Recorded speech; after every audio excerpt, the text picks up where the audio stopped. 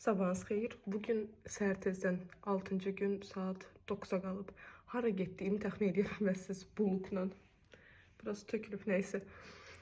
Xaş yeməyə gedirəm. Həyatımda ilk dəfə iş yoldaşlarımdan və xaşın nə olduğunu bilmirdim məsələn. Bugün öyrənəcəm. Və ondan sonra da ortodonta gedirəm diş həkimimə. Amma özümlə diş pastası falan götürmüşəm. İnşallah iyi gəlməz. Sarımsaq da yeməyəcəm o heç.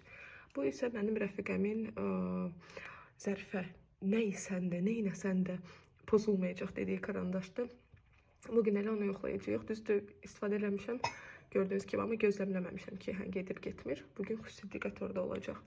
Bu arada mən hələ də karandaş çəkə bilmirəm. Yəni tutuzdura bilmirəm. Dodağım harda başlayır, harda qutarır. Çünki güzgüdə başqa cür görünür. Sonra kamera ilə çəkəndə o ki, səni yansıtmır. Kamera. Onda da fərqli görünür. Bilmirəm. Yəni tutuzdura bilmirəm. Qış vaxtı da dodaqlarım, dərim, hər yerim çox quruyur, amma neysə ki, toparlayarıq. Əmin ki, yaxşı oldu. Neysə, bura nəyə görə çıxmışdım? Deməli, mənim hər dəfə payız gələndə saçlarım çox tökülməyə başlayır.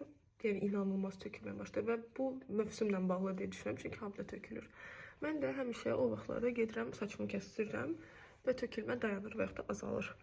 Ona görə saçım 10 ildir. Buradan tərəfə uzanmır.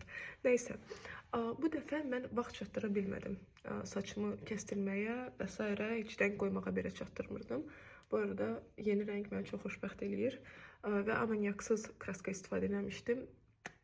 Çox möhtəşəmdir. Çünki saçım yumuşaqdır. Okey, onun maskasının da təsiri ola bilər, amma məsələn saçımı yumuşdum və nə kondisioner, nə maska heç nə vurmamışdım.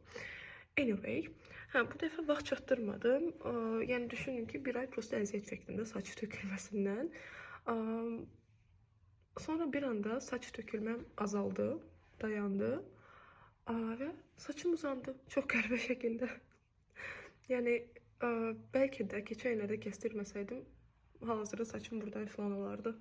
Qısası sualım odur ki, siz mövsüm dəyişəndə, saçınız çox töküləndə nə edirsiniz? Kəstirirsiniz, yoxsa maska falan eləyirsiniz?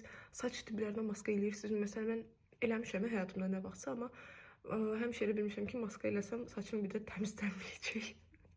Nə qədər yusam da.